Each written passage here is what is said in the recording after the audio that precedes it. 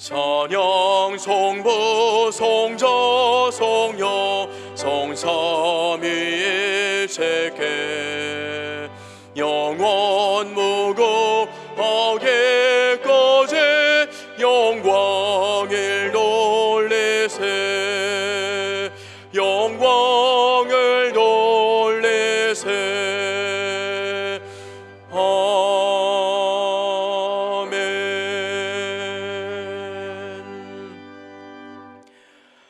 어떤 사람은 병거, 어떤 사람은 말을 의지하나 우리는 여호와 우리 하나님의 이름을 자랑하리로다. 그들은 비틀거리며 엎드러지고 우리는 일어나 바로 서리로다. 여호와여, 우리가 부를 때에 우리에게 응답하소서.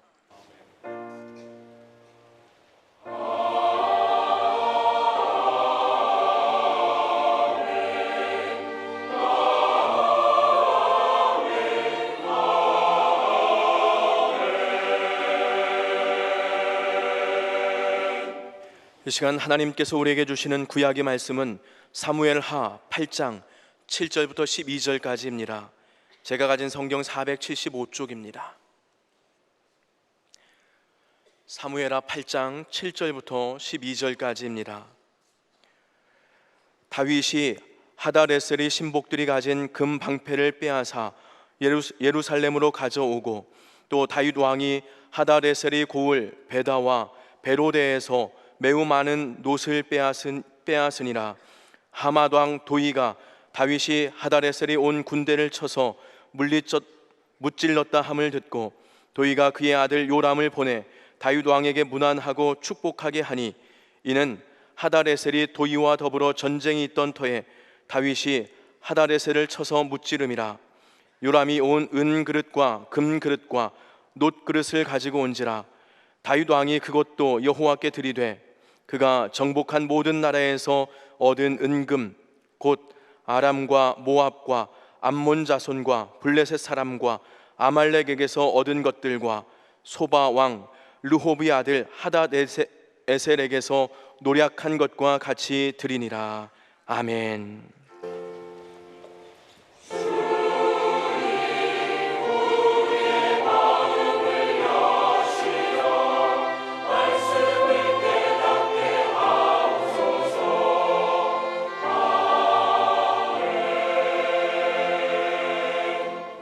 하나님께서 우리에게 주시는 신약의 말씀은 베드로전서 1장 3절과 4절입니다. 제가 가진 성경 377쪽입니다. 베드로전서 1장 3절과 4절입니다. 우리 주 예수 그리스도의 아버지 하나님을 찬송하리로다. 그의 많으신 긍휼대로 예수 그리스도를 죽은 자 가운데서 부활하게 하심으로 말미암아 우리를 거듭나게 하사 산 소망이 있게 하시며 썩지 않고 더럽지 않고 쇠하지 아니하는 유업을 잊게 하시나니 곧 너희를 위하여 하늘에 간직하신 것이라. 아멘. 구약성경 사무엘하서 8장 1절부터 오늘의 본문까지 자세히 읽어보면 다윗은 선대왕 사울 치세 시절에 국력이 허약해지므로 이웃나라로부터 사방으로 잠식당했던 국토를 회복하기 위해서 많은 전쟁을 치러야 했습니다.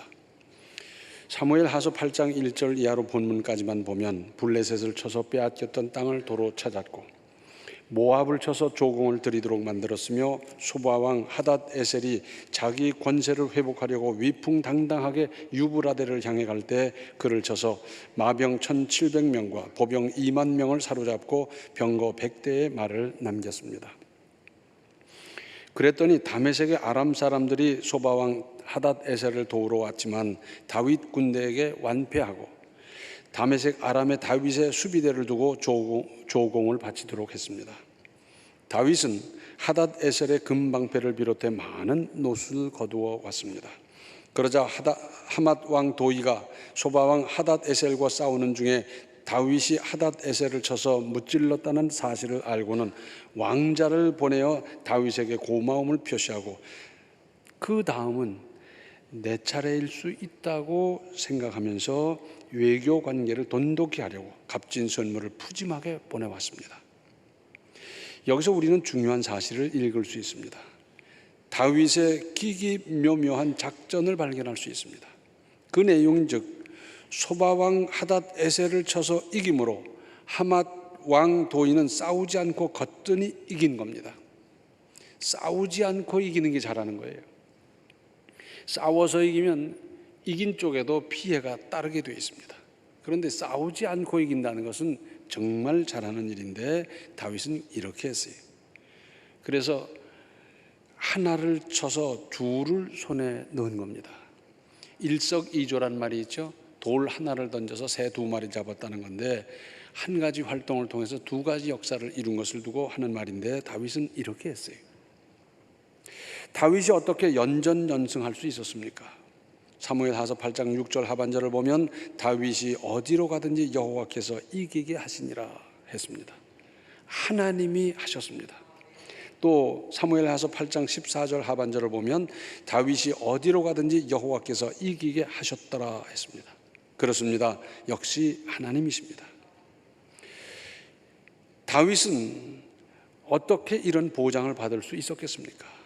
사도행전 13장 22절 하반절을 보면 내가 이새의 아들 다윗을 만나니 내 마음에 맞는 사람이라 내 뜻을 다 이루리라 하시더니 다윗은 하나님의 마음에 맞았다는 겁니다. 무엇으로 어떻게 했길래 하나님의 전적인 신임을 얻었겠습니까? 성경을 통해서 다윗의 일생을 살펴보면 몇 가지를 추려낼 수 있습니다. 먼저는 맡겨진 일에 열과 성을 다했습니다. 자기 형들은 일찌감치 일을 마치고 집에 들어왔을 때도 다윗은 자기 일 양치는 일에 열심이었습니다. 양을 열심히 쳐서 나중에 출세할 거냐, 성공할 거냐, 부자가 될 거냐, 뭐 이런 생각하지 아니하고 내게 현재 맡겨진 이 일, 그 일을 잘했어요. 그래서 곰이 양을 물어가거나 늑대가 물어가거나 이럴 때 쫓아가서 다퉈가면서 물리치고 그러면서 맡겨진 양을 잘 보존했고요. 멀리서 그러면 쫓아가는 동안 물어가 버리잖아요. 그래서 돌을 던지고 물맷돌을 던지면서 그걸 연습을 했더니 얼마나 잘하는 사람이 되는지 몰라요. 맡겨진 일에 열과 성을 다하는 사람 하나님께서 귀하게 보시지 자기 맡은 일을 소홀히 하는 사람 그 이뻐 보이겠습니까? 또 하나님의 이름이 모욕당하는 것에 뜨거운 의분을 느꼈습니다. 우리가 아는 대로 골리앗이 블레셋의 골리앗 장군이 이스라엘 백성들을 모독할 뿐만 아니라 하나님을 모욕하는 겁니다. 그래서 물맷돌로 골리앗에 맞서 나가서 거꾸로 때렸던 겁니다. 평소에 물맷돌을 잘 던졌어요. 그러나 백발백중하는 사람이 있겠습니까? 그런데 자기는 잘 던졌지만 마치고 거꾸로 때린 것은 하나님이지요. 의분을 가지고 하나님의 이름이 모욕당하는 것을 참을 수 없어서 나간 그 사람이 되게 해 주셨습니다. 또 나라의 최고의 공을 세우고도 목숨을 노리고 추격당하는 형편에서도 끝까지 기름 부은 종 사울을 해치지 않았습니다. 해칠 수 있는 결정적인 기회가 3번이나 있었지만 쫓겨다닐 망정 그럴 수는 없었다는 겁니다. 쫓겨다니다가 나중에 마침내 그 손에 내가 죽을지도 모르지만 그러나 나는 그렇게 할 수 없다. 그래서 다윗이 만약에 사울을 죽였다 하더라도 사람들은 잘못했다 할 사람 없어요. 그럼에도 불구하고 내가 쫓겨다닐 망정 그 손에 혹 죽을지도 모르지만 그럼에도 불구하고 그를 해칠 수는 없다 했습니다. 아마도 이때 하나님께서는 무릎을 탁 치셨을 것 같아요. 됐다. 이만하면 나라를 맡겨도 되겠다. 그러지 않았겠어요? 또 무슨 일이나 하나님께 여쭈어 보면서 하나님께서 주시는 말씀과 그 지혜를 순종했습니다. 이게 문제입니다. 많은 사람이 어떤 문제를 놓고 기도해요. 그러면 하나님께서 지혜를 주시고 판단하게 하시고 선택하게 하시고 하는데 그런데 듣지를 않습니다. 요 다음에 하지. 요번엔 좀 요렇게 하고 제 꾀로 하려고 그러다가 잘 안 되는 거예요. 그런데 다윗은 전쟁 경험이 풍부하고 누구 못지않게 지혜가 많은 사람이었지만 그럼에도 불구하고 하나님께 여쭈어보고 그리고 하나님 주시는 말씀과 그 지혜를 순종했습니다. 하나님께서는 순종하는 사람을 기뻐하십니다. 또 하나님께서 주신 여러 재능을 하나님과 나라를 위해서 사용했습니다. 하나님께서 허락하신 재능을 가지고 엉뚱한 데 쓰는 사람 많아요. 잘못된 데 쓰는 사람 많아요. 그런데 다윗은 그 하나님께서 주신 재능을 나라와 하나님과 나라를 위해서 잘 사용했습니다. 뿐만 아니라 잘못을 저질렀을 때에는 통곡하며 회개하는 사람입니다. 최고의 자리에 있으면서 자기의 잘못을 지적받았다 그러면 그저 목을 잘라버리는 일이 얼마나 많습니까? 그런데 그 사람의 목을 자르는 것이 아니라 스스로 통곡하며 회개했습니다. 이렇게 해서 하나님의 마음에 맞았던 사람으로서 하나님의 뜻을 이루는 것은, 내 뜻을 이루리라 그랬잖아요. 크게 보면 두 가지인데, 하나는 풍비박산난 나라를 바로 세웠습니다. 흐트러진 가정을 바로 세우기도 어렵고 쓰러져가는 사업을 일으켜 세우기도 쉬운 일이 아닌데, 나라를 바로 세워가면서 한편으로 국토를 회복하기 위해서 끊임없이 전쟁해야 했던 다윗은 얼마나 고달팠겠습니까? 그러나 다윗은 믿음으로 이 모든 일을 이루어냈습니다. 한마디로 요약하면 믿음이고 하나님의 은혜와 하나님의 도우심이었습니다. 사도행전 13장 22절 하반절 그 다음에 이어서 기록하고 있는 말씀은 다윗의 후손에서 예수 그리스도가 태어나셨다는 겁니다. 그러니까 구세주가 태어날 수 있도록 대를 이어가는 역할을 잘 감당했다는 겁니다. 그 대에 와서 지리멸렬해버리면 끊어지잖아요. 잘못되잖아요. 그런데 그것을 잘 이어갔습니다. 예수님의 조상으로 사용하셨습니다. 이런 영광이 어디 있겠습니까? 그런데 여기서 우리가 또 주목해야 할 대목이 있습니다. 구약 시대는 전쟁을 마치면 진 쪽에서는 죽고 다치고 덜어는 도망가고 사로잡히고 짓밟혀서 패잔병의 처참한 모습으로 노예가 되는 것이지만, 이긴 쪽에서는 뭘 합니까? 승전 잔치를 베푸는 겁니다. 이건 어느 민족이나 마찬가지. 근데 승전 잔치를 뭐 며칠씩 하고 뭐 질펀하게 하는데, 그것을 하는 나라와 민족 따라 조금 달라요. 그래서 몽골 민족이 세계를 쳐들어가면서 할 때 승전 축하 잔치는 이렇게 했고, 일본이 중국을 쳐들어가면서 승전 축하 잔치 할 때는 이렇게 했고, 영국군이 쳐들어갈 때는 이렇게 했고 하면서 그 민족마다 좀 달라요. 그런데 특히 이스라엘 나라에서는 전리품들을 차근차근 거둬들였습니다. 가지런히 분류하는 겁니다. 그래서 피 묻은 창들을 쭉 모으고, 피 묻은 칼들을 모으고, 군복을 모으고, 무슨 투구를 모으고, 그러면서 쭉 분류하고 계수하는 겁니다. 창이 몇 개고 칼이 몇 개고 그러고, 그리고는 예루살렘으로 가져갔습니다. 일단은 수거한 것입니다. 그리고는 전쟁터를 정리하고 정돈했습니다.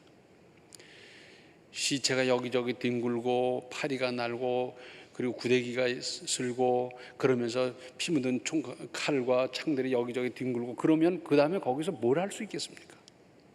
끔찍해서라도 거기 접근도 못할 터인데 그걸 다 정리해서 그 다음에 거기다 농사를 짓든지 뭘 하든지 할 수 있도록 그것까지 정리를 다 했더랬어요. 이러한 행동은 하나님의 은혜를 되새김질하는 것이었습니다. 창을 거두면서 칼을 거두면서 시신을 수습하고 한쪽에 묻어주고 하면서, 그러면서 하나님의 은혜였다는 것을 하나하나 되새김질하는 거예요. 아까 여기서 막 찌르고 때리고 막 하고 했더랬는데 맞아, 여기서 우리가 이렇게 해서 이겼고 저쪽 언덕에서는 이렇게 이겼고 하면서 하나하나 되새김질하는 겁니다. 금년도 저물어가는 이때 수확을 마친 가을 들녘이 우리에게 주는 교훈이 있습니다. 쓸쓸하게만 보입니까? 그것만이 아닙니다. 여기서는 일단 걷어갔지만 그 다음에 탈곡하는 과정이 있고, 그 다음에 분류해서 저장하고 보관하고, 그리고 그걸 내다 팔아서 그것으로 이제 가사의 도움을 위해서 쓰고, 그리고 수지 계산을 해보고 금년 농사에서 잘못된 게 뭔지 잘한 게 뭔지 판단해보고 평가해보고 여러 가지 다 하는 겁니다. 그래서 내년 농사에는 이런 부분을 이렇게 해야 되겠다, 여기는 이렇게 해야 되겠다, 그런 걸 계획할 수 있고요. 이 즈음에 우리가 할 일이 있습니다. 금년 연초부터 여기까지 달려온 과정을 이제 정리하고 정돈하고 평가하고 뒷정리할 일입니다. 그래서 사업도 전부 다 한 번씩 둘러볼 일이고, 학문도 그렇게 하고, 경제도 하나하나 따져볼 일이고, 가정사나 특별히 신앙적으로도 하나하나 잘 따져보면서 이제 계산하고 정리하고 회개하고 평가하고 또 다음 신앙을 위해서 준비하고 그래야 되지 않겠습니까? 우리말에 갈물이라는 단어가 있습니다. 첫째 의미는 저장한다는 뜻인데, 또 하나는 자기에게 닥친 일을 처리한다 하는 뜻이 있어요. 그래서 지금까지 내게 닥친 일을 잘 처리했는지 회고해 볼 뿐만 아니라 앞으로 금년 말까지 내게 일어날 수 있는 일, 예상되는 일을 잘 처리하도록 준비해야 되지 않겠습니까? 마무리를 잘 하시기 바랍니다. 중간엔 참 좋았는데, 잘 나갔는데, 막 굉장했는데 끝이 잘못되면 뭡니까? 다 잘못되는 거예요. 끝이 좋으면 다 좋은 것 아니겠습니까? 금년 지나온 어느 달 언제는 무슨 실수도 손해도 잘못이 있었다 하더라도 회개하고 잘 정리하여 얼마든지 아름답게 마무리할 수 있는 것 아니겠습니까? 저장도 잘 하십시오. 오늘의 신약 본문 말씀의 내용은 하나님도 예수 그리스도로 말미암아 하나님의 자녀된 우리를 위해 하늘에 간직해 두신 것이 있다는 것이고, 거듭나게 하시고 산 소망이 있게 하시고 썩지 않고 더럽지 않고 쇠하지 아니하는 유업을 잇도록 하신다는 겁니다. 또 하나 주목할 것은 다윗은 바로 전에 가져온 전리품과 함께 금방패를 비롯한 모든 값진 것을 빠짐없이 하나님께 드렸습니다. 여기에는 다윗의 뜨거운 신앙 고백이 담겨 있습니다. 예나 지금이나 전쟁은 비용이 엄청나게 들어가는 법입니다. 국력을 거기다 다 쏟아부어야 이길 수 있기 때문에 대충대충 하는 전쟁이란 있을 수 없어요. 그래서 요즘은 총력전이다 그러잖아요. 군대만 싸우는 게 아니라 온 국민과 전체가 달려들어서 전쟁한다 그래서 총력전이라는 말을 쓰고 있어요. 그래서 그 엄청난 비용이 들어감으로 말미암아 이기고 나면 그 전리품을 팔아서 자금 조달을 하는 것이 당시의 상례였습니다. 그러니까 온 국력을 거기에 기울임으로 치안이라든지 농업이라든지 이런 데 예산이 제대로 집행이 안 됐을 거 아닙니까? 그런데 그 전리품들을 팔아서 그런 쪽으로 이제 돌리고 나라 재정 상태를 정비하고 그렇게 해 왔더랬어요. 그러나 더 중요한 것은 이기게 하신 분이 하나님이시라는 점을 가슴 깊이 명심했던 것입니다. 하나님이 이기게 하셨다는 것.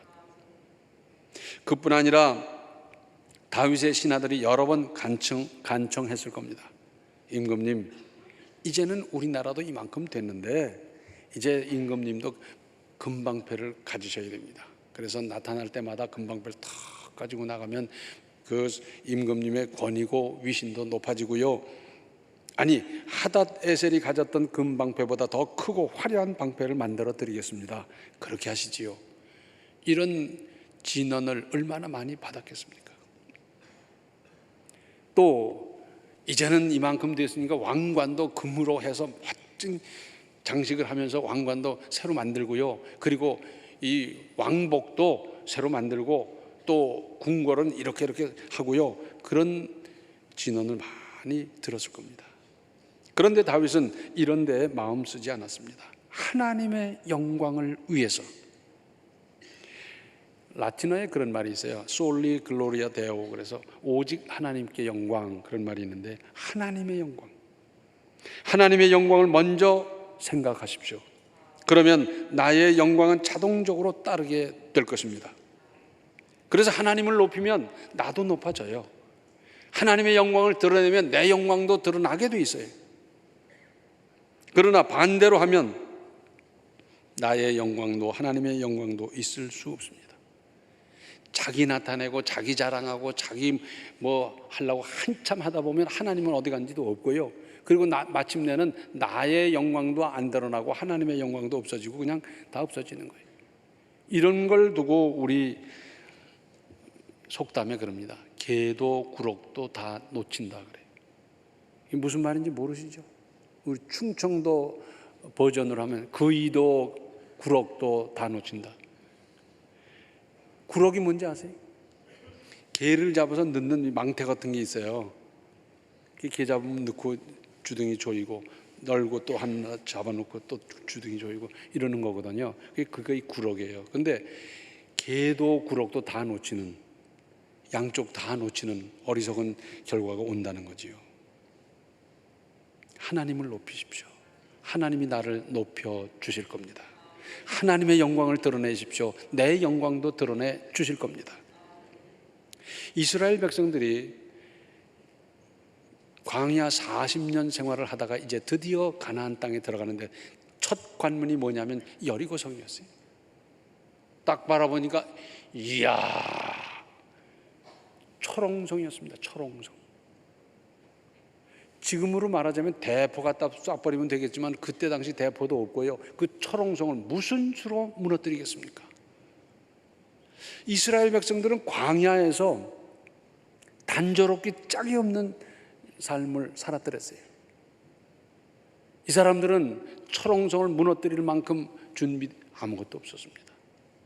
훈련이 되어 있습니까? 무기가 있습니까? 조직이 잘 되어 있습니까? 전쟁 경험이 있습니까? 아무것도 없었어요. 그런데 저 사람들은 기골이 장대하고요, 문물이 앞서 있었고요, 전쟁 경험이 있고 무기가 우수하고, 그런데 그 사람들은 무슨 수로 싸워서 이기며 저 성을 무너뜨리고 점령할 수 있겠습니까? 이건 가능성이 전혀 없어요. 그러니까 하나님께서 직접 해 주실 일이고요. 그래서 하나님께서 뭐라 그러셨어요? 하루에 한 바퀴씩 돌아라. 일에는 7바퀴 돌고 함성을 질러라. 그렇게 했더니 와르르 무너졌어요. 이 부분에 대해서 고고 학자들이 연구를 했더니 동시에 무너졌다는 겁니다. 그것이 입증됐고요. 또한 그때 무너질 때 방법은 지진이었다는 겁니다. 그러니까 하나님께서는 지진이라는 방법을 사용하셔서 그 초롱성 여리고성이 무너지게 했어요. 그런데 하나님께서 말씀하셨습니다. 모든 전리품은 내게 바쳐라. 이 사람들이 여리고성에 들어가 보면 눈이 뒤집히게 생겼어요. 왜? 문물이 앞서 있어 번쩍거리고 근사하고 멋지고 별게 다 있는데 거기 현혹돼 가지고서 거기 빠져서 그거 손에 넣으려고 싸우고 다투고 별의별 일이 다 생길 텐데 하나님이 아시잖아요. 나한테 다 바쳐라. 그런데 이 사람들이 가서 딱 보니까 등잔이 얼마나 이쁜지요. 야, 이 밤새도록 기름 또 넣고 안에도 한 번만 넣으면 밤새도록 가겠고, 만들기도 이쁘게 만들었고, 신발을 봤더니 얼마나 이쁘게 잘 만들어졌는데, 이 사람들은 애굽에서 떠날 때 신었던 그 신 지금 신고 있어요. 40년이 지났지만 헤어지지 않았더라 그랬잖아요. 그때 입었던 그 옷 입고 있어요. 그러니까 구닥다리도 말도 못하고요, 광야에서 뭐 형편없었고요. 그런데 그 사람들을 입은 옷을 보니까, 가구를 보니까 이것저것 보니까 번쩍거리고 근사하고 멋져서 이거 그냥 눈이 휙휙 돌아가는 거예요. 근데 하나님께서는 이 모든 전리품을 하나님께 바치라는 겁니다. 하나님께서 뭐 탐이 나서 그렇게 했어요? 탐이 나셨겠어요? 아닙니다. 새로운 것, 물질에 현혹될까 봐, 그래서 하나님을 잊어버릴까 봐 그러셨습니다. 이게 아니라고. 그런데 그 중에 한 사람이 어떻게 했어요? 몰래 싹 감췄어요. 이거 아무도 못 봤는데, 누구도 모르는데, 그래서 나 하나쯤 감추기로서니 될 줄로 알았는데 하나님을 속일 수가 있습니까? 그래서 여호수아서 7장 1절을 보면 이런 말씀이 있습니다. 이스라엘 자손들이 온전히 바친 물건으로 말미암아 범죄하였으니 이는 유다 지파 세라의 증손 삽디의 손자 갈미의 아들 아간이 온전히 바친 물건을 가졌음이라. 여호와께서 이스라엘 자손들에게 진노하시니라. 여리고성, 그 대단한 성을 무찔렀고 파괴했기 때문에 이제 자신감이 충만해 있어서 저 작은 아이성쯤이 하고 갔다가 그냥 참패를 해버렸어요. 왜? 아간이 도둑질한 물건 때문에. 아니, 아간이 잘못했는데 왜 우리가 단체 기합을 받아야 됩니까? 근데 세상은 그렇게 돼 있어요. 옆집 사람이 잘못해서 불을 냈는데 내가 피해를 보지 않습니까?